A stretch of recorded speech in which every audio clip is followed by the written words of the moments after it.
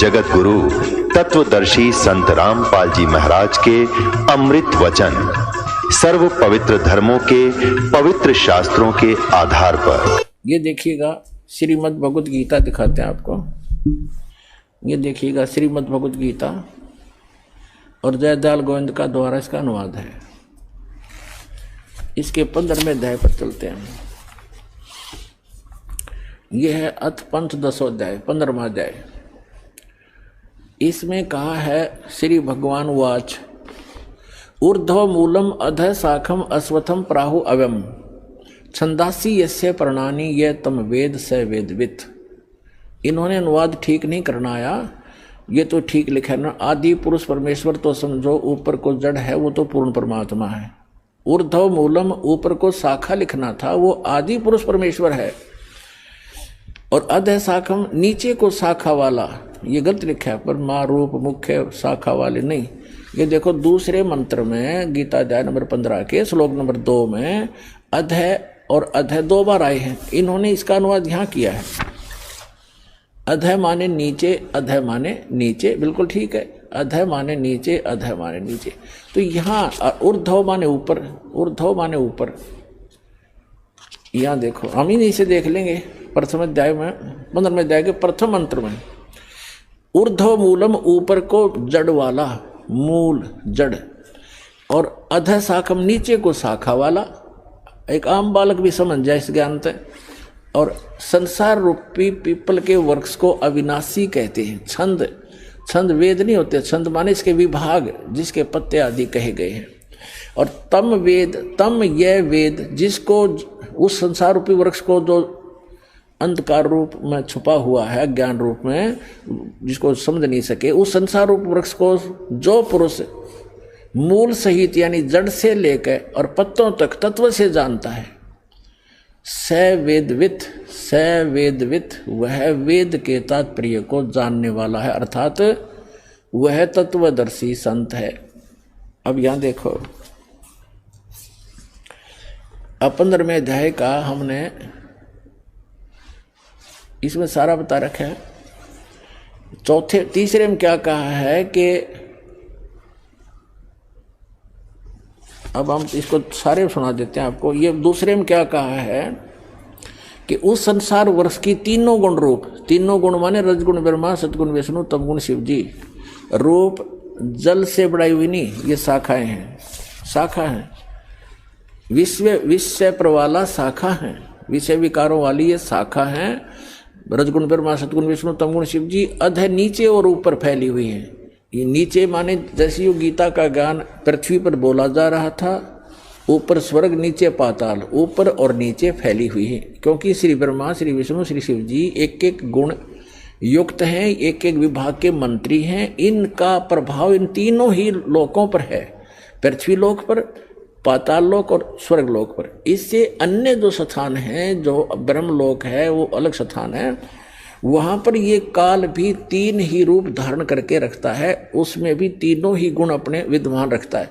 वो ऊपर के लोकों के लोग उससे प्रभावित होते हैं, इनका केवल यहीं तक सीमा है। अब देखो, ऊपर और नीचे फैली हुई। और मनुष्य लोक में, इस संसार में कर्मों के अनुसार बांधने वाली ये भी मुख्य मूलानी, मुख्य कारण है, नीचे और ऊपर फैली हुई है, नीचे और ऊपर। अब तीसरे में कहा है कि इस संसार वर्ष का स्वरूप जैसा कहा है वैसा यहाँ विचार काल में गीता ज्ञानदाता कहता कि जैसा इसके बारे में सुना है उसको पूर्ण रूप से मैं तेरे को नहीं बता पाऊंगा इस गीता जी के डिस्कशन में। वैसा इस संसार वर्ष का स्वरूप जैसा कहा है वैसा यहाँ विचार काल में नहीं पाया जाता, नहीं पाया जाता। क्योंकि गीता ज्ञानदाता कहता है कि क्योंकि न तो इसका आदि है और न अंत, तथा न इसकी अच्छी प्रकार से स्थिति है, यानी वो परिचित नहीं है उससे। इसलिए इस अहमता, इस सुविरुद्ध मूलम, इस दृढ़, अब जैसे संसार रूपी वृक्ष का ऊपर को जड़ जो स्थान है वो सतलोक, अलखलोक, अगमलोक, अकैलोक, ऊपर क्या जो पोर्शन है सारे 3-4 लोक वो अविनाशी स्थान है। इसलिए सुदृढ़ मूल का है, वो मूल जो है वो अविनाशी है, वो शाश्वत है। तो उस संसार रूपी वृक्ष के उस दृढ़ रूपी मूल वाले, यानी जो कभी नाश में नहीं आता, वो जड़ रूपी स्थान, वो भगवान समझो, स्थान और भगवान, यानी वहाँ का लोक भी अविनाशी, वहाँ का भगवान भी अविनाशी, वहाँ के गए हुए प्राणी भी अविनाशी। ये देखो, सो विरुद्ध मूलम, उस एमता ममता नहीं, उस अति दृढ़ मूल वाले, यानी उस अविनाशी मूल स्थान, जड़ रूपी स्थान वाले संसार रूपी पीपल के वृक्ष को दृढ़ असंग शस्त्रेण छित्वा, इन्होंने यहाँ गलत कर दिया, वैराग रूप शस्त्र द्वारा नहीं, उस तत्व ज्ञान रूपी शस्त्र द्वारा काट कर, उसको समझ कर, उसके बाद चौथे श्लोक में कहा है, 15वें अध्याय के चौथे श्लोक में कहा है, ये 15वां अध्याय चल रहा है, 15वां अध्याय, यहाँ हमारे चौथा श्लोक पढ़ रहे हैं। उसके पश्चात उस परम पद रूप परमेश्वर को भली भांति खोजना चाहिए, जिसमें गए हुए पुरुष यानी साधक फिर लौटकर संसार में नहीं आते, उनका जन्म मरण फिर नहीं होता, और जिस परमेश्वर से इस पुरातन यानी आदि संसार रूपी वृक्ष की, यानी जिसने सारे ब्रह्मांडों की रचना की है, प्रवृत्ति विस्तार को प्राप्त हुई है, उसी आदि पुरुष नारायण के मैं शरण हूं, ऐसा निश्चय करके उस परमेश्वर का ही मनन और निधि ध्यान करना चाहिए। परपदे माने उसकी पूजा करनी चाहिए। गीता ज्ञानदाता ने स्पष्ट कर दिया कि मेरी भक्ति करने से तुझे वो शाश्वत स्थान नहीं मिल सकता।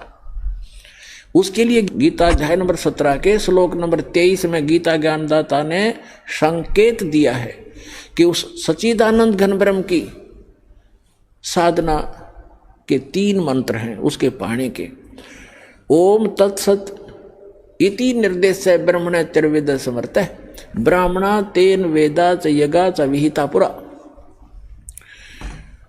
उस सच्चिदानंद घन ब्रह्म के को पाने का, उसके सत भक्ति करने का केवल ओम तत्सत, ये 3 मंत्र का निर्देश है। निर्देश माने नथिंग एल्स, फाइनल फैसला, उसके अतिरिक्त अग्रम मग्रम समाप्त, ये निर्देश है, डायरेक्शन है, आदेश भी है और ये राय भी है। सच्चिदानंद घन ब्रह्म को पाने का, उस परम अक्षर ब्रह्म को, उस सुख स्थान को पाने का, ये 3 मंत्र की मजदूरी है, समरण है इसका 3 मंत्र का। ओम तत् सरपुरुष का गीता अध्याय नंबर 15 के श्लोक नंबर 16 और 17 में 3 पुरुष बताए, एक सरपुरुष, एक अक्षर पुरुष और तीसरा परम अक्षर पुरुष यानी परम अक्षर ब्रह्म। तो आपको पूरा डिटेल बताई दी है, पूरा उल्टे लटके हुए संसार रूपी वृक्ष की। तो परम अक्षर ब्रह्म तो उसकी जड़ समझो, मूल है जो सबका धारण पोषण करता है। तो गीता अध्याय नंबर 15 के श्लोक नंबर 16 में कहा कि 2 पुरुष हैं, सरपुरुष और अक्षर पुरुष, और ये दोनों नाशवान, इनके अंतर्गत जितने प्राणी वो भी नाशवान है। जीवात्मा किसी की नहीं मरती, वो तो गधे कुत्ते की भी नहीं मरती। फिर 15वें अध्याय के 17वें श्लोक में तुरंत कहा कि उत्तम पुरुष है तू अन्य, पुरुषोत्तम सही भगवान तो इन दोनों से, सरपुरुष और अक्षर पुरुष है, कोई और है जिसको परमात्मा कहा जाता है, और जो तीनों लोकों में प्रवेश करके सबका धारण पोषण करता है, वो अविनाशी परमेश्वर है।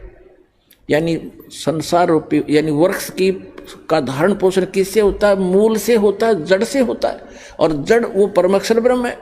तो परम अक्षर ब्रह्म वो कबीर भगवान जो है वो सबका धारण पोषण करने वाला वही है। तो यहाँ क्या बताया है कि उस ओम तत्सत, ओम जो है, ओम तो मंत्र है ब्रह्म का जिसको सरपुरुष कहते हैं, और तत् है ये अक्षर पुरुष का जिसको परब्रह्म भी कहते हैं। ब्रह्म से नेक्स्ट ब्रह्म, परब्रह्म दूसरा, और तीसरा जो मंत्र है सत्य, वो परम अक्षर ब्रह्म का है, वो परम अक्षर पुरुष का है। तो ये तीनों मंत्र इस दास के पास उपलब्ध हैं। इन तीनों मंत्रों की मजदूरी करनी है, इसकी साधना करनी है।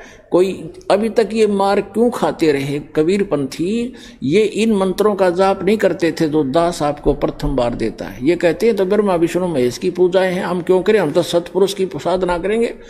ऐसे ही ये बात बिगड़ी रही। ये साधना नहीं, ये तो यहाँ के मालिक हैं। बताओ, हम जिस क्षेत्र में रह रहे हैं और वहाँ के तहसीलदार या वहाँ के SHO या किसी और से खस्सें और उनका जो टैक्स जो भी उनका है वो नहीं दें तो हमें लाभ कैसे मिलेगा? मजदूरी जैसे हमने बिजली वालों से ले रखा है, बिजली ले ली बिजली विभाग से, टेलीफोन ले लिया टेलीफोन विभाग से। और जब उनका कर्जा उसको देंगे नहीं, टैक्स उनका रेंट नहीं देंगे तो वो सुविधा बंद कर देंगे हमारी। इसमें के एहसान किया। तो हम मजदूरी कर रहे हैं यहाँ की सुविधा प्राप्त करने के लिए और कुछ धन डिपॉजिट कर रहे हैं जो हमें आगे अपने सब लोग जाने के लिए।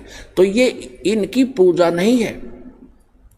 हम कोई बैंक से किसी से जैसे टेलीफोन वालों से टेलीफोन सुविधा ले रखी है, मोबाइल फोन ले लिया, तो उनसे हम अपनी जो मजदूरी करके उनको दे रहे हैं, उनका किराया रेंट उसका बिल भर रहे हैं, तो वो उनकी पूजा नहीं करे, वो हमें आवश्यकता है इसलिए उनसे मेल रखना भी हमारे सभ्यता शिष्टाचार है। तो ये सभी ब्रह्मा विष्णु महेश भी एक यहाँ के अधिकारी हैं। ये इनके सत्र का जो लाभ है यही देंगे उसको। और उसकी विधि बताई है कि इनका ये ऐसे ऐसे आपने ये बिल भरना पड़ेगा, इसकी मजदूरी ये है, इस मजदूरी से वहाँ आपको ऑटोमेटिक कनेक्शन मिला रहेगा। ऐसा सिस्टम भगवान का। तो यहाँ ओम तत्सत ये तीन इन पुरुषों की भक्ति है, सरपुरुष, अक्षर पुरुष और परम अक्षर पुरुष की। तो गीता ज्ञानदाता कहता है कि उस परमात्मा की शरण में जा जिसके तीन मंत्र की भक्ति है। सच्चिदानंद घन ब्रह्म के पाने की केवल तीन मंत्र का निर्देश है। गीता अध्याय नंबर 8 के श्लोक नंबर 5 और 7 में गीता ज्ञानदाता अपनी साधना बताता कि मेरी भक्ति कर मुझे प्राप्त होगा, लेकिन युद्ध करना पड़ेगा, शांति नहीं हो सकती। जहां युद्ध है वहां शांति खाक है। तो कहता है तूने युद्ध करना पड़ेगा, यदि तुझे परम शांति चाहिए तो 18वें अध्याय के 66वें श्लोक में कहा कि उसकी शरण में जा, उस परम अक्षर ब्रह्म की शरण में। उस परम अक्षर ब्रह्म का मंत्र बता दिया 15वें अध्याय के 23वें श्लोक में। और अब 8वें अध्याय के 8, 9, 10 श्लोक में गीता ज्ञानदाता कहता है कि उस परम अक्षर ब्रह्म की भक्ति करेगा तो उसको प्राप्त होगा, जहां जाने के बाद साधक फिर लौटकर कभी संसार में नहीं आता। तो वहाँ सारी सुख सुविधाएं हैं। पुण्यात्माओं, आपका सौभाग्य है, धन है आपके माता पिता जिनसे जन्म हुआ। ऐसे समय में अपना कल्याण कराओ, भक्ति करो और मोक्ष पाओ। बोलो सतगुरुदेव।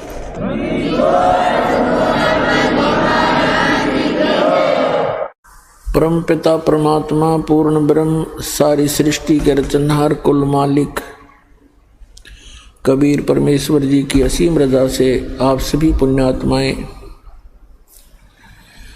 परमात्मा की महिमा सुनने के लिए उपस्थित हुए। सत्संग में आने से प्राणी को ज्ञान होता है कि आप कौन हो, कहाँ से आए हो, आप यहाँ किस उद्देश्य को लेकर जी रहे हो, वास्तविक आपका कर्तव्य कौन सा है, कौन से कर्म पाप दायक हैं, कौन से पुण्यदायक हैं, उन सभी का ज्ञान सत्संग से होता है प्राणी को। तो पुण्यात्मा परमेश्वर पूर्ण ब्रह्म सत्य पुरुष परम अक्षर पुरुष परम अक्षर ब्रह्म कहो, अल्लाहु अकबर कहो, ग्रेट गॉड कहो, इसे कंप्लीट गॉड कहो। ये पूरे ब्रह्मांडों का, संपूर्ण जगत का, सभी आत्माओं का ये जनक है, सबका क्रिएटर है। वो कैसा है, कहाँ है, किसने देखा है और परमात्मा की आवश्यकता क्यों है, परमात्मा की आवश्यकता क्यों पड़ी हमें, हम किस लिए परमात्मा की साधना करते हैं, क्या उद्देश्य लेकर करते हैं और क्या उद्देश्य लेकर भगवान की भक्ति करनी चाहिए और क्या उद्देश्य लेकर नहीं करनी चाहिए। ये सर्व जानकारी सत्संग से होती है। पुण्यात्माओं, सर्वप्रथम तो आपको ये ज्ञान होना चाहिए कि आप जी एक बहुत भयंकर लोक में रह रहे हैं। बहुत ही भयंकर लोक है ये। और इस लोक का जो राजा है, यहाँ का जो स्वामी है, मालिक है 21 ब्रह्मांड का, उसको सरपुरुष कहा। श्रीमद् भगवत गीता अध्याय नंबर 15 के श्लोक नंबर 1 से 4 और 16-17 में प्रभु की परिभाषा वर्णित है सांकेतिक कोड वर्ड्स में। उसमें लिखा है कि संसार में 2 पुरुष हैं 16वें श्लोक में 15वें अध्याय के। एक सरपुरुष है, एक अक्षर पुरुष है। सरपुरुष ये ब्रह्म है जिसके लोक में आप और हम निवास कर रहे हैं। इसको संतों ने, परमेश्वर ने, कबीर देव ने इसको काल कहा है और यही गीता का ज्ञान दाता है। और इसने श्रीमद् भगवत गीता अध्याय नंबर 11 के श्लोक नंबर 32 में स्वयं ही स्वीकारा है कि मैं काल हूं अर्जुन, और इस सर्व लोकों का नाश करने के लिए अब प्रवृत्त हुआ हूं, अभी प्रकट हुआ हूं। श्री कृष्ण जी काल नहीं थे, इन्होंने पहले कभी अपने आप को काल नहीं कहा और गीता ज्ञान देने के उपरांत उन्होंने कभी अपने आप को काल नहीं कहा। ये सरपुरुष, ये काल भगवान, जिसे हिंदू अपने ऋषि, सनातन धर्म के ऋषि जिसको ब्रह्म कहते हैं, ये सरपुरुष है। इसको काल भी कहते हैं, ये स्वयं भी काल कहता है अपने आप को, मैं काल हूं और सबका नाश करने के लिए प्रवृत्त हुआ हूं। श्री कृष्ण जी में प्रवेश करके ये श्रीमद् भगवत गीता का ज्ञान इसने बोला, जिसमें अधिकतर ज्ञान वेदों वाला ही है। हम सरपुरुष के लोक में रह रहे हैं। तो श्रीमद् भगवत गीता अध्याय नंबर 15 के श्लोक 16 और 17 में 3 पुरुष बताए हैं। एक सरपुरुष है जो 21 ब्रह्मांड का मालिक है, स्वामी है, प्रभु है, राम है, गॉड है, अल्लाह है। और दूसरा अक्षर पुरुष है जिसके 7 शंख ब्रह्मांड हैं, नील, पद्म, शंख, 7 शंख, 7 शंख ब्रह्मांड का वो स्वामी है। उसको अक्षर पुरुष का है श्रीमद् भगवत गीता अध्याय नंबर 15 के श्लोक नंबर 16 में। 16 में सरपुरुष और अक्षर पुरुष ये 2 पुरुष बताए और दोनों ही नाशवान, और इनके अंतर्गत जितने प्राणी हैं वो भी, उनका भी शरीर नाशवान है। जीवात्मा किसी की नहीं मरती, वो तो गद्दे की भी नहीं मरती, कुत्ते की भी नहीं मरती। श्लोक नंबर 17 में तुरंत कहा है कि उत्तम पुरुष है तू अन्य परमात्मा इति उदाहरते।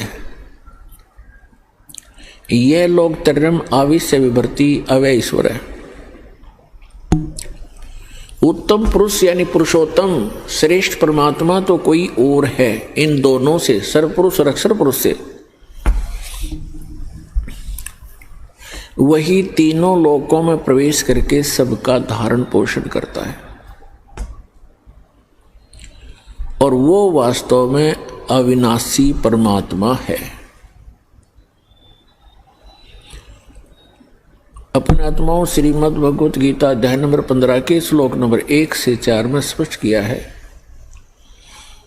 एक मंत्र में कहा है कि ऊपर को जड़ और नीचे को तीनों गुण रूपी शाखा वाला, 1 और 2 में। गीता अध्याय नंबर 15 के श्लोक मंत्र 1 और 2 का निष्कर्ष है कि ऊपर को जड़ वो तो मूल मालिक है, कुल मालिक है, पूर्ण परमात्मा है, और नीचे को तीनों गुण रूपी शाखा, रजगुण ब्रह्मा, सतगुण विष्णु, तमगुण शिव जी रूपी शाखा वाला ये उल्टा लटका हुआ संसार रूपी वृक्ष है। और जो संत इसके सभी विभाग बतावे वह तत्वदर्शी संत है। ऊपर को जड़ तो पूर्ण परमात्मा है, सत्य पुरुष है, अविनाशी परमेश्वर है, परम अक्षर ब्रह्म है। और संसार रूपी वृक्ष को अर्थात किसी भी पेड़ को मूल से ही सर्व कुछ प्राप्त होता है, मूल से जड़ से ही उसका पोषण होता है। इसलिए हमारा सबका जो मूल मालिक है, कुल मालिक है, जो संसार रूपी वृक्ष की जड़ है, मूल है, जिसने सब ब्रह्मांडों की रचना की और सभी का वो पालन पोषण भी कर रहा है, वो सत्य पुरुष है, वो परम अक्षर पुरुष है। वही पूजा के योग्य है, वही पाप नाशक है, वही मोक्षदायक है, वही सबका जनक है, सर्व उत्पादक है।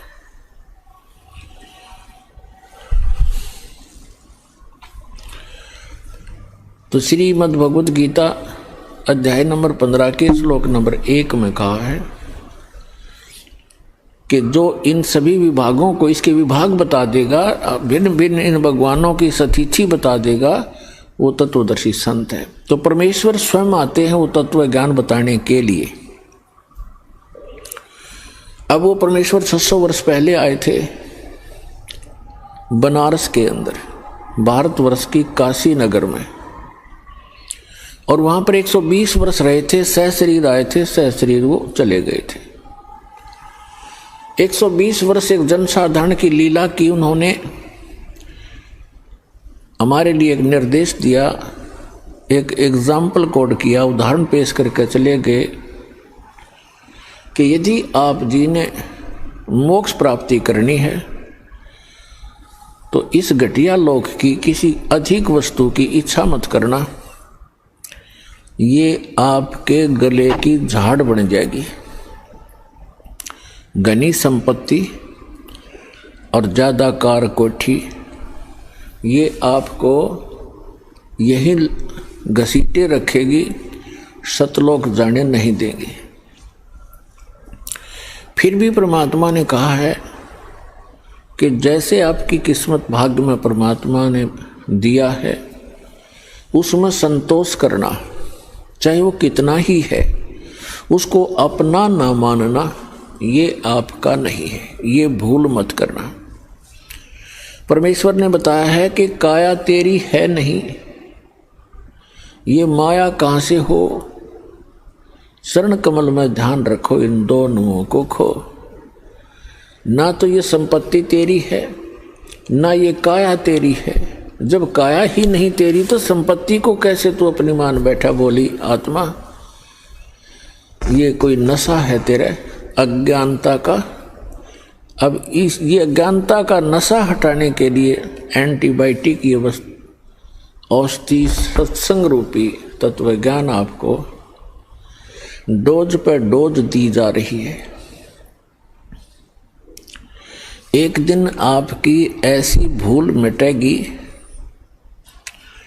आप बहुत ज़्यादा आश्चर्य मनाओगे इस बात का कि देख कितने मूर्ख बनकर हम एक रोटी के लिए और नकली लोक लाज को मेंटेन करने के लिए हम कैसे मूर्ख बनकर भगवान से दूर बने हुए थे। परमात्मा का वो ज्ञान आपका आधार बनेगा। तो इस लोक में वो परमात्मा आते हैं, तत्व ज्ञान प्रचार करते हैं। और उन्होंने बताया है कि अक्षर पुरुष एक पेड़ है, निरंजन वाकी डार, सरपुरुष वाकी डार, और तीनों देवा शाखा है, ये पात रूप संसार। एक ही सेंटेंस में परमात्मा ने, एक अमृतवाणी में, एक वाक्य में, एक दोहे में श्रीमद् भगवद गीता अध्याय नंबर 15 का पूरा सरलास कर दिया, पूरा उसमें कंसंट्रेट करके भर दिया। न सोच लो, बुद्धिमान व्यक्ति को संकेत होते हैं जैसे रावण मांगन गया चून, अर्थात लंक वही बिरून। इस एक चौपाई में सूक्ष्म वेद में परमात्मा ने पूरी रामायण भर रखी है। रावण मांगन गया चून और ताते लंक वही बिरून, बिरून माने नाश हुआ। रावण आटा मांगने गया जिस कारण से उसकी लंका का सर्वनाश हुआ। जिसने वो कथा कहानी सुन रखी है, राम कहानी, अब उसका माइंड एक सेकंड में पूरी स्टोरी में घूम गया। रावण ने कहाँ से आटा मांगा, किस पे मांगने गया, कौन थी वो सीता, श्री रामचंद्र की धर्मपत्नी। रामचंद्र कौन था, राजा दशरथ का पुत्र। रावण ने छल करके सीता उठाई थी और रावण के कुल का नाश हो गया था। वह रामायण का पूरा जो रामायण की कथा चित्रार्थ होगी हमारे दिमाग में। इसी प्रकार श्रीमद् भगवत गीता अध्याय नंबर 15 का श्लोक नंबर 1 में स्पष्ट है, 1 और 2 में, कि उल्टा लटका हुआ संसार रूपी वृक्ष है। इसमें परमात्मा ने अपनी सिंपल लैंग्वेज में बताया है, उस सूक्ष्म वेद में बताया है, एक ही सेंटेंस में पूरी सृष्टि रचना भर दी, पूरा डेफिनेशन ऑफ गॉड बता दी। अक्षर पुरुष एक पेड़ है, ट्री एक ट्री है, और सरपुरुष वह की डार, तीनों देवा रजगुण ब्रह्मा सतगुण विष्णु तमगुण शिव जी, ये तीनों देवा शाखा है और पात रूप संसार। वो परम अक्षर पुरुष कौन है? वो ये दास बताने के लिए भेजा है। वो वही है जिसने ये ज्ञान दिया अपने द्वारा रची हुई सृष्टि को।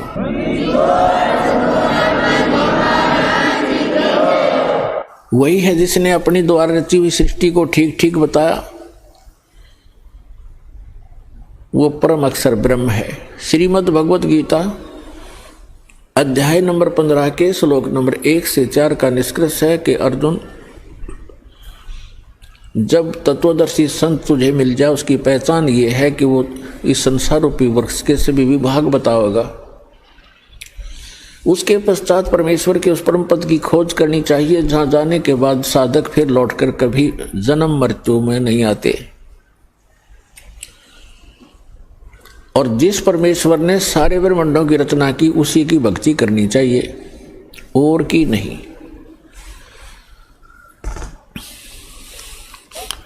श्रीमद् भगवत गीता अध्याय नंबर 8 के श्लोक नंबर 1 में अर्जुन ने पूछा, आप जी ने गीता अध्याय नंबर 7 के श्लोक 29 में जिस तत्ब्रह्म की जानकारी दी है कि उस तत्ब्रह्म से परिचित, सारे अध्यात्म ज्ञान से परिचित और सभी कर्मों से परिचित प्राणी केवल जरा और मरण से छूटने का ही प्रयत्न करता है। तो वो किम तत्ब्रह्म, ऐसा वो तत्ब्रह्म क्या है जिसको जानकर प्राणी साधक इस संसार की किसी वस्तु की इच्छा नहीं रखता। गीता ज्ञानदाता ने 8वें अध्याय के 3रे मंत्र में उसका उत्तर दिया है कि वो परम अक्षर ब्रह्म है, गीता ज्ञानदाता से अन्य है। तो वो परम अक्षर ब्रह्म ही हमारा सबका जनक है, वही हमारा पिता है, वही हमारी माता है, वही हमारा मित्र है, वही हमारा भाई है, वही हमारा मूल धन है। तुमेव माता च पिता तुमेव बंधु च सखा तुमेव विद्या च द्रविणम तुमेव सर्व मम देव देव।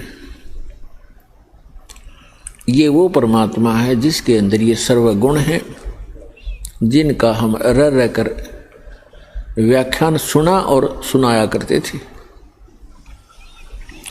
अभी तक हमें परमात्मा की परिभाषा का ABC का भी ज्ञान नहीं था।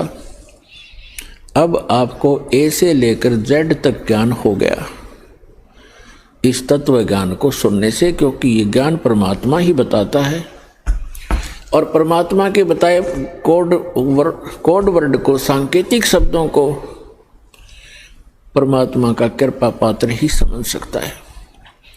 5500 वर्ष हो गए पवित्र श्रीमद् भगवत गीता, पवित्र चारों वेद, पवित्र पुराण आदि सदग्रंथों को रचे हुए श्री वेद व्यास जी द्वारा रचे गए थे। आज तक ना तो Ved Vyas writer of the सदग्रंथ वो समझ सका और ना ही आज तक के विश्व का कोई धर्मगुरु इन पवित्र सदग्रंथों के कोड सांकेतिक शब्दों को ना समझ सका। इस दास पर रजा करी परमेश्वर कबीर जी ने आप अपनी पुण्य आत्माओं के लिए ऐसे समय में जिसमें आप शिक्षित हो, सदग्रंथ हमारे जीवित हैं, अन्यथा ये 50-100 वर्ष के बाद ये सदग्रंथ आपके हाथों से निकल जाते। फिर हमारे पास क्या आ जाते? हनुमान चालीसा, गणेश जी की आरती, भगवान शिव की आरती है, जय गणेश देवा माता थारी पार्वती, हम इसमें लगे रहते। तो पुण्यात्माओं, आज का जो सत्संग है, जो समागम है, वैसे तो सत्संग कोई भी किसी दिन का भी हो अमृत होता है, आत्मा के लिए एक विशेष आहार होता है। और असंख्य जन्मों के पुण्यकर्मी प्राणी हो आप, जो आप जी को ऐसे समय में मानव शरीर प्राप्त है, स्त्री या पुरुष का, जिनको सतलोक आश्रम बरवाला जिला हिसार हरियाणा के अंदर आने का और उपदेश प्राप्त करने का सौभाग्य प्राप्त हुआ। लख बर सूरा जूझ ही लख बर सावत दे, लख बर यति जहान में तब सतगुरु शरणा ले। आप कितने पुण्यात्मा हैं युगों युगों के। लाल की कीमत को जौहरी बता सकता है, लाल को अपनी कीमत का ज्ञान नहीं होता। परमात्मा कहते हैं गोता मारूं स्वर्ग में जा बैठूं पाताल। और गरीबदास जी बता रहे हैं भगवान कबीर साहिब की महिमा। जैसे तुलसीदास जी ने रामायण का चित्रण किया था, ऐसे गरीबदास जी ने उस परम अक्षर ब्रह्म की महिमा का गुणगान किया हुआ है, इसलिए गरीबदास जी का नाम इसमें साथ आता है। कबीर साहब कहते थे कि गोता मारूं स्वर्ग में जा बैठूं पाताल, गरीबदास ढूंढता फिरूं अपने हीरे मोती लाल। परमात्मा कहते हैं कि मैं अपने हीरे मोती लाल इन पुण्यात्माओं को, जो पिछले जन्म के संस्कारी हैं, वो कहीं भी जन्मे हैं, कोई भी कारण बनाऊं, उनको मैं खोजता फिर रहा हूं, ढूंढता फिर रहा हूं। तो आप उन हीरे मोती लालों में से हो। आपको परमात्मा युगों से खोज रहा है, अब जाकर फंसे हो तुम परमात्मा के।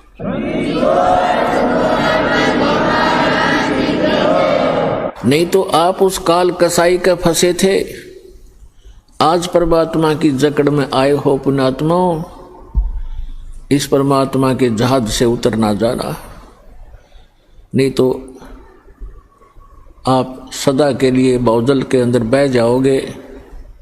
असंख्य जन्मों में जाकर के फिर आपका ये दाव लगेगा। इस ऐसे समय में आपका मानव शरीर है। वैसे तो इस ज्ञान से बुद्धिमान मानव है, आज कोई अनजान नहीं है, बहुत बुद्धिमान मानव है। इस ज्ञान से शीघ्र ही आपको समझ में आ जाएगा ये क्या राज है, क्यों जन्मते हैं, क्यों मरते हैं। आज हम सब कुछ मान रहे हैं, पुत्र पुत्री है, संपत्ति संतान है, एक सेकंड में या तो संतान की मृत्यु हो जाती है या स्वयं ही संसार छोड़कर चला जाता है। व्हाट इज दिस, ये क्या है? तो ये समझ में आओगा थोड़े दिन में आपको ये इतना गंदा लोग दिखाई देगा, आपको अंदर से हेट हो जाएगी इसकी। जब तक यहाँ के अंदर से हेट नहीं होगी, अंदर से हेट का मतलब ये नहीं कि किसी से नफरत बनेगी, लेकिन इस जन्म मरण के जो कोल्लू में आप पड़े हुए हो, गिरे हुए हो रहट के अंदर, इससे नफरत हो जाएगी। ये क्या जीवन है? आज हम सारा लग रहे हैं ये जोड़ दूं, कोठी बना लूं, झूठ बोली, चोरी करी, रिश्वत खोरी करी, मिलावट किया, सारा दिन कर्म बिगाड़े, एक कोठी बना ली, एक कार ले ली, कल मृत्यु होगी और फिर गधा बना फिर वहां करोड़ियों पे। क्या है ये? परमात्मा कहते हैं कोट जन्म तन भर मत होगे, कुछ नहीं हाथ लगा रे, और कुकर सुकर खरबा बोरे, कौआ हंस बुगारे। कोटि जन्म तू राजा की, न मिटी न मन की आशा, और भिक्षुकों का दर दर घूमिया, मिला न निर्गुण रासा। तो कहने का भाव ये है कि आप जी को इस लोक का पता लग जाएगा कुछ दिनों में, और फिर आपकी स्थिति ऐसी हो जाएगी कि बंदी छोड़ दयाल जी तुम तक हमारी दौड़, और जैसे काग जहाज का अब सूजत और न ठोर। जैसे समुद्री जहाज के अंदर कौवे बैठकर चले जाते थे, क्योंकि रास्ते में यात्री आहार करते, खाना खाते हैं, पुण्यकर्मी प्राणी होते हैं, पशु पक्षियों को अवश्य कुछ अंश अपने भोजन का डालते हैं। तो कौवे चले जाते हैं जहाज पर बैठकर, रात्रि के समय काफी समय बीत जाता है, काफी दूर निकल जाता है जहाज सूर्य उदय पर। पुराने समय की बातें हैं, उस समय दिशा सूचक यंत्र जो होते थे इतने एफिशिएंट नहीं होते थे, और वो कई बार इस चुंबकीय चट्टानों से डिस्टर्ब हो जाते थे। समुद्र के अंदर चुंबकीय चट्टान होती है, उनसे डिस्टर्ब हो जाते थे, और जो जहाज के चालक होते थे वो अपनी दिशा और दिशा सूचक को चेक करने के लिए, उसकी जांच करने के लिए जहाज पर बैठे हुए कौवे को पत्थर मार मार कर उड़ने को विवश कर देते थे। और कौवे के अंदर एक विशेषता दी है परमात्मा ने कि उसको वो भूलता नहीं रात्रि में भी तो कौन सी दिशा से चला था, पूर्व से चला था या पश्चिम से चला था या दक्षिण से चला था या उत्तर से चला था, तो वो तुरंत उसी दिशा को उड़कर चलता है, सीधा स्ट्रेट। उससे चालक तो अपनी दिशा की जांच कर लेता है कि हम सही दिशा में चल रहे हैं या नहीं, हमारा इंस्ट्रूमेंट ठीक काम कर रहा है कि नहीं। कुछ देर के बाद वो कौवा क्या देखता है, वहां से तो उड़ गया, आगे देखता कोई भी बैठने का ठिकाना उसको दृष्टिगोचर नहीं हो रहा। वो 1500 फुट उड़ जाता है, फिर वापस मुड़ जाता है उस जहाज की ओर, क्योंकि उस जहाज के अतिरिक्त उसको अपना जीवन रक्षक कोई भी नजर नहीं आता।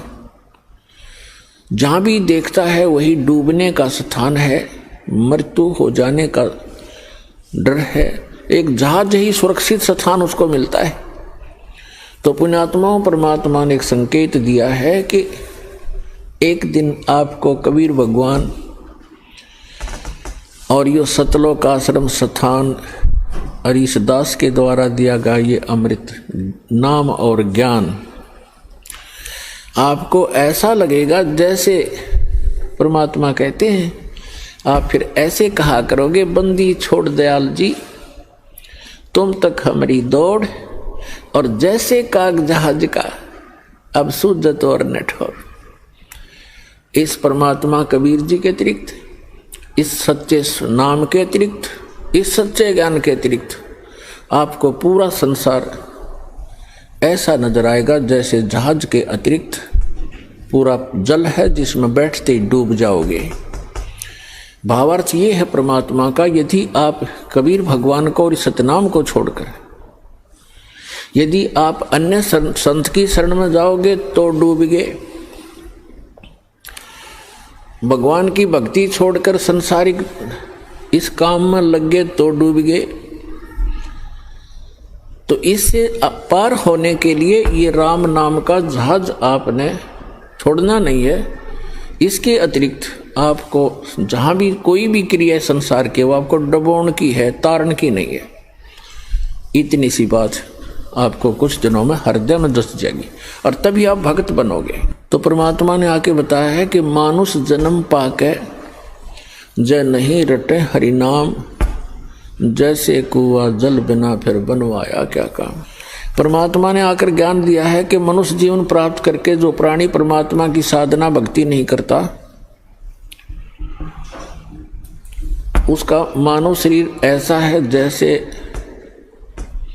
वाटरलेस वेल होता है। वेल विदाउट वाटर यानी कूप जल रहित।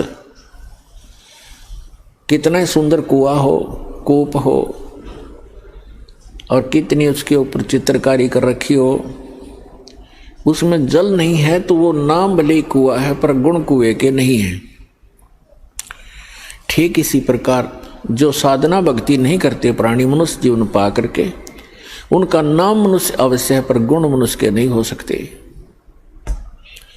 फिर दूसरी बात यह है कि जो साधना करते हैं एक पूर्ण परमात्मा की भक्ति इष्ट रूप में ना करके किसी अन्य देव को इष्ट बनाकर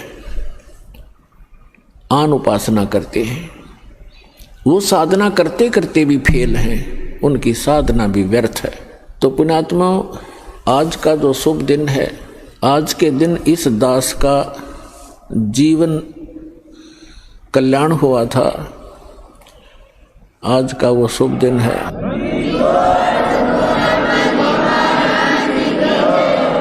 आज का वो शुभ दिन है, इस दास के जीव का उद्धार हुआ था और इस दास को उपदेश प्राप्त हुआ था।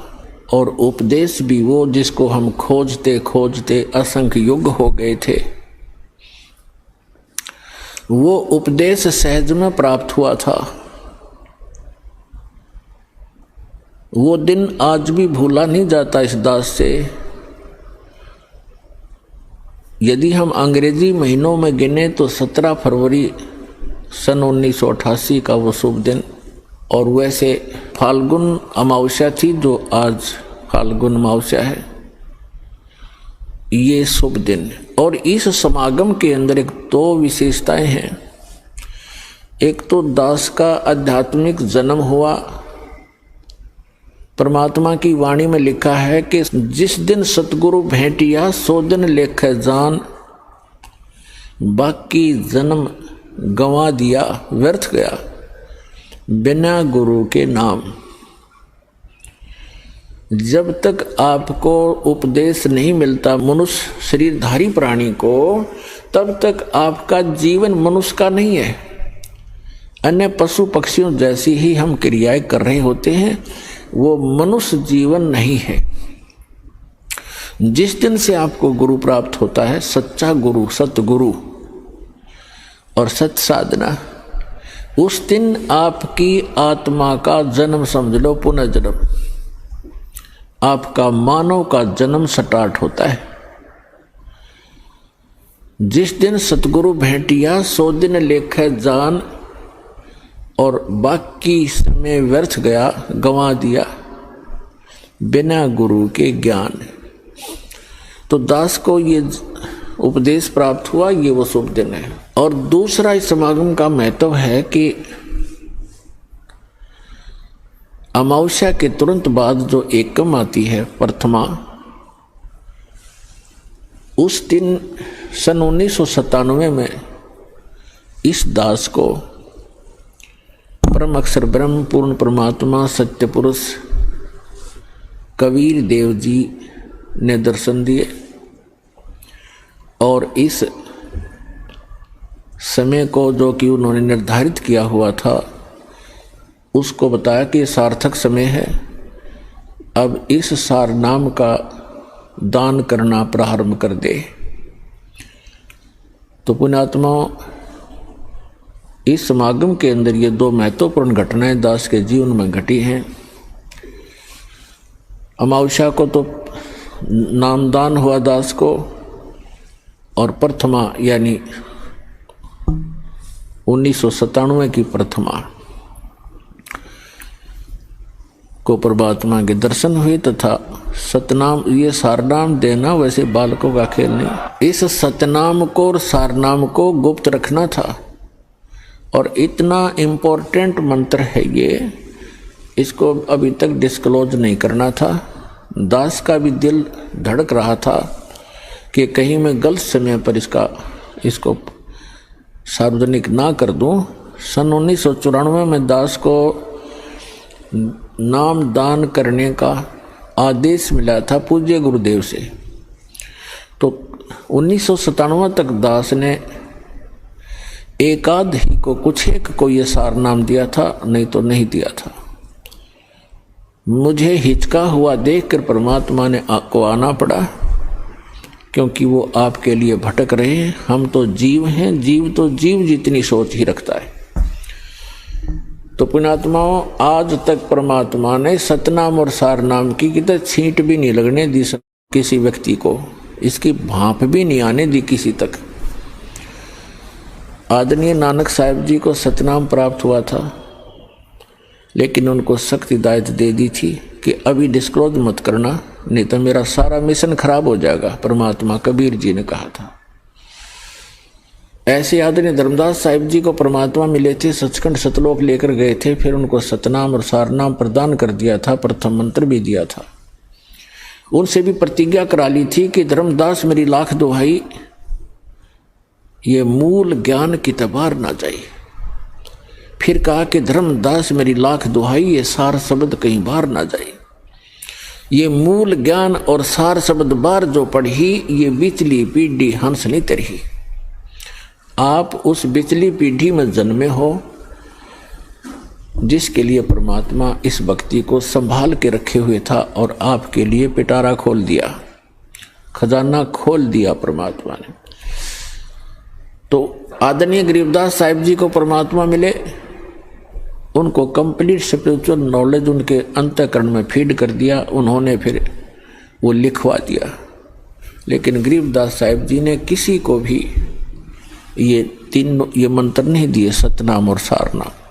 आइए अब हम उन श्रद्धालुओं के अनुभव जानते हैं जो जगत गुरु तत्वदर्शी संत रामपाल जी महाराज जी से दीक्षा प्राप्त कर चुके हैं तथा उनके द्वारा बताए गए भक्ति मार्ग पर चल रहे हैं। सर नमस्कार। नमस्कार सर जी, क्या नाम है आपका? बाल गोविंद कुमार। कहाँ से आए जी? रामगढ़ झारखंड से। संत रामपाल जी महाराज जी से नाम दीक्षा कब लिया आपने? मैं संत रामपाल जी महाराज की शरण में 30 जनवरी 2016 को गया। संत रामपाल जी महाराज जी से नाम दीक्षा लेने से पहले आप क्या भक्ति साधना करते थे? मैं सर शिव जी का कट्टर भक्त था, जो कि आज शिव जी को ये करने के लिए एक बड़ा मंदिर का निर्माण करवाएं, जो कि पूर्वजों ने आधा अधूरा कर रखा था। आज उसको हम कुछ दिन बाद उसको छोड़ दिए, तो आज सारे जगत के लोग हमको, गांव वाले दूसने लग गए, बोलने लगे क्या यार तुमने तो आधी मंदिर जो बनी थी हम लोगों ने बनवाए थे, आज तुम उसको पूरा तो कर दिया लेकिन उसको फिनिश नहीं किया। गांव वाले और दूसरे गांव वाले हंसेंगे, तो ऐसा ठीक नहीं किया, तुम एक कोई गुरु के शरण में चला गया। बोला मैं गुरु के शरण में नहीं गया, मैं एक सच्चाई के साथ गया हूं, जो कि मेरे जीवन में और आने वाला जनरेशन में यही सच्चाई है और साथ रहेगा सबका। मैं उसका शरण लिया हूं। कैसे पता चला आपको संत रामपाल जी महाराज जी के बारे में? मेरे बड़े पापा के लड़के एक भगत जी हैं, उन्होंने पहले शरण में गए थे। उसके बाद वो हमको लगभग 2 साल तक बताएं कि बाबू कर लो भक्ति, परमात्मा आए हैं, अभी नहीं करोगे तो फिर पता नहीं कब तेरा जान छूट जाएगा, तो सारा जीवन व्यर्थ हो जाएगा, तेरा जन्म मरण का जो रोग है वो लगता ही रहेगा और तुम यहीं रह जाओगे।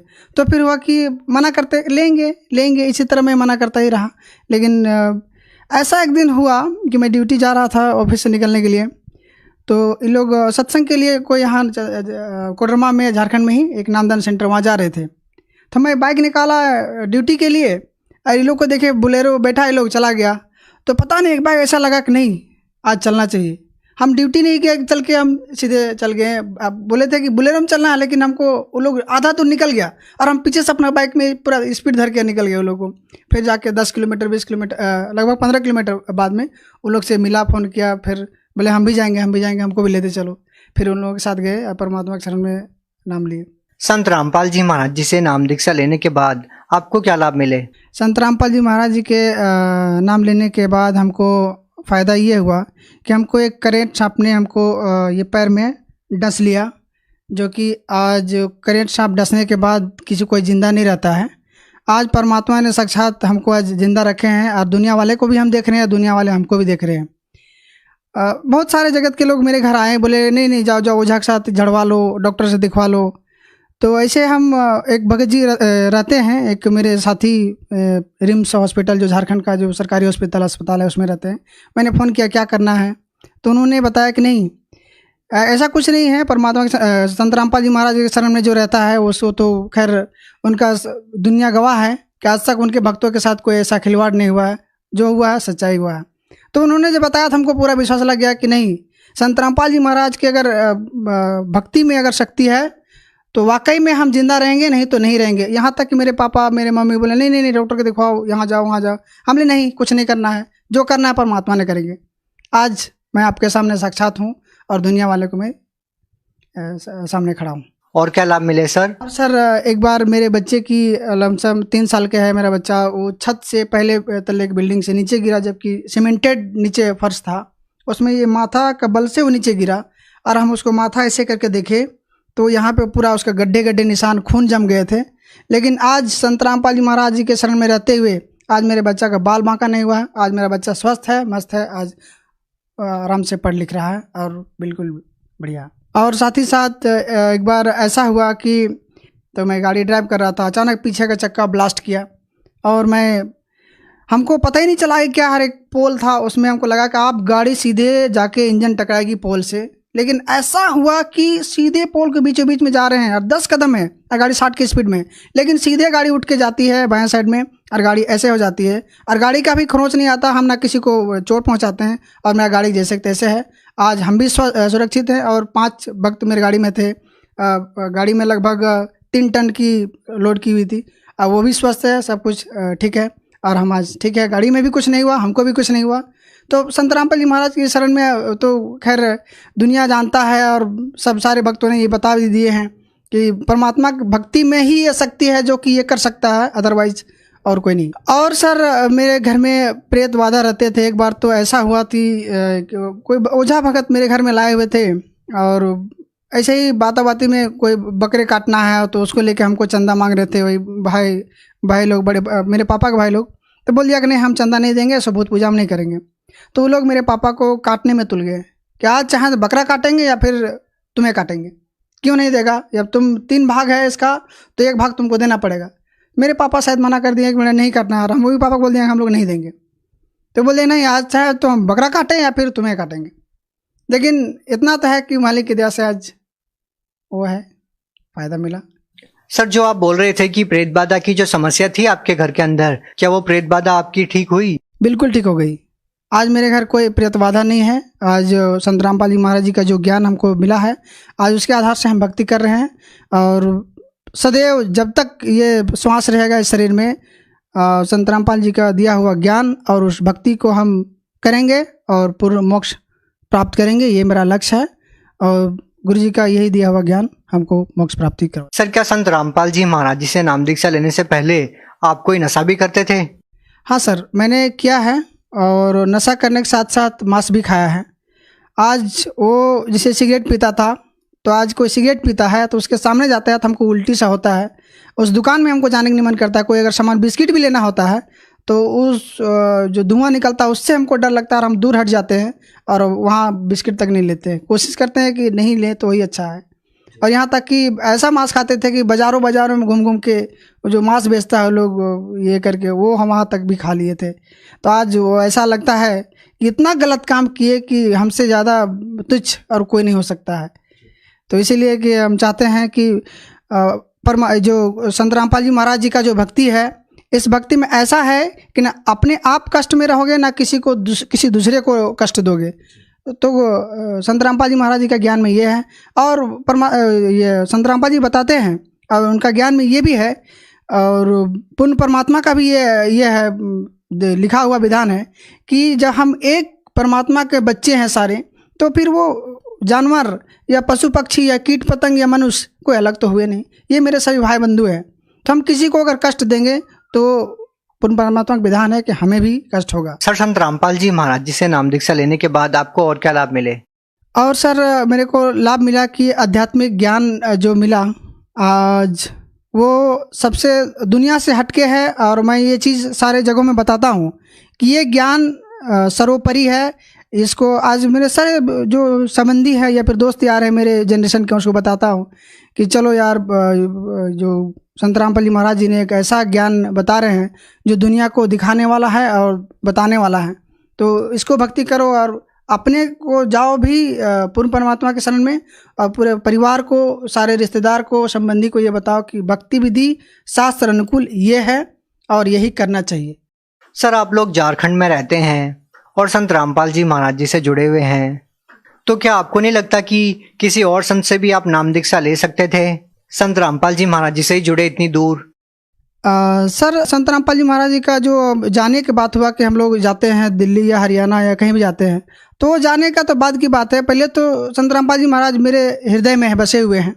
और आश्रम की बात रही तो आज झारखंड में आज 100 आश्रम खुल गए हैं और मालिक संत रामपाल जी महाराज जी का सत्संग चलता है। तो ऐसा कुछ नहीं है, हम लोग ये करते हैं, लेकिन साथ में ये भी है कि मेरे गांव वाले बोलते हैं कि आप लोग वहाँ जाते हो आश्रम, पैसा मिलता है इसलिए जाते हैं। एक आध दो लोग हम लोग बोल दिया है, हमने ऐसा कुछ नहीं है। जो संत रामपाल जी महाराज की भक्ति विधि है मैं उसको जानने के लिए जाता हूँ, या कि पैसा हमको मिलता है इसलिए नहीं जाता हूँ, है ना। वहाँ पैसा नहीं, हमको लगा के जाना पड़ता है, क्योंकि कोई भी ज्ञान किसी स्कूल में जाना पड़ता है तो आपको पैसे लगा के उस स्कूल तक पहुँचना पड़ेगा, तभी आपको ज्ञान मिलेगा।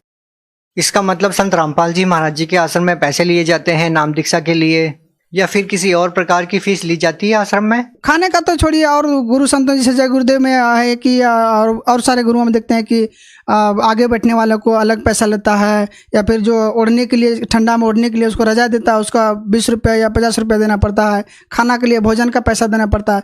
यहाँ तो गुरु जी संत रामपाल जी महाराज जी के यहाँ देखते हैं आश्रम में कि सारे भक्तों का ऐसा भंडारा लगा हुआ है कि लगता है कि अब लोग देखते चाहते कि इतना भंडारा पैसा आता कहाँ से होगा इन लोगों के पास। लेकिन देखिए आज गुरु जी संत रामपाल जी महाराज जी का दया है कि आज सारे भक्तों का भंडारा हो रहा है और किसी से 1 रुपया लिया नहीं जाता है। यहाँ तक कि उनको 10 रुपया मदद दिया जाता है लेकिन लिया नहीं जाता है। भगत समाज को आप क्या संदेश देना चाहेंगे?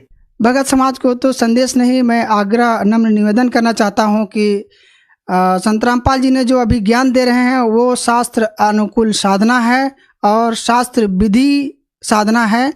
सबको हम अपने मिला के भी देखें, हम भगवत गीता जी भी जो अलग से मिलता है वो भी पढ़े हैं, और संत रामपाल जी का जो लिखा हुआ जो गीता तेरा ज्ञान अमृत है या भी कोई भी है उसको हम निकाल कर तो सेम लिखा हुआ है, लेकिन जो उनका अर्थ है हम श्लोक मिला के देखें, जो श्लोक भगवत गीता जी में लिखा वो श्लोक यही लिखा, लेकिन उसका अर्थ में देखें तो फर्क आया।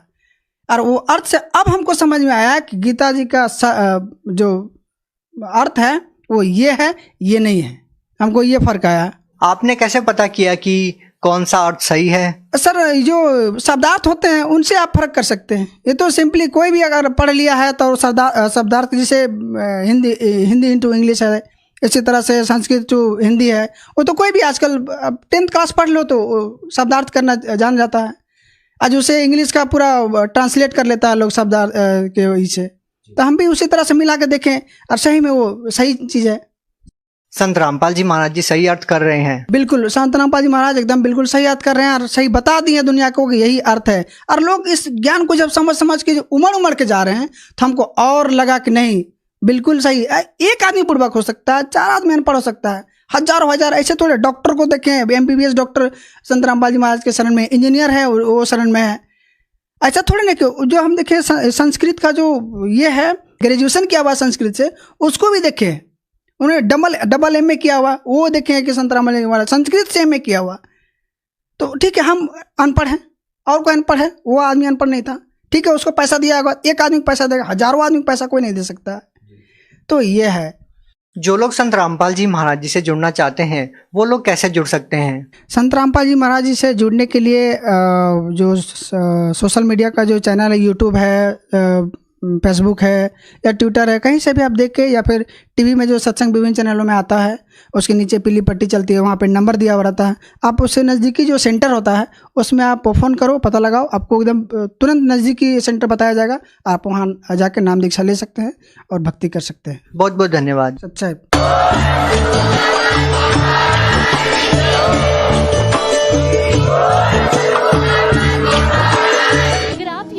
YouTube पर देख रहे हैं तो हमारे चैनल को सब्सक्राइब करें और बेल आइकन को दबाना ना भूलें। अगर आप Facebook पर यह वीडियो देख रहे हैं तो हमारे पेज को लाइक करें।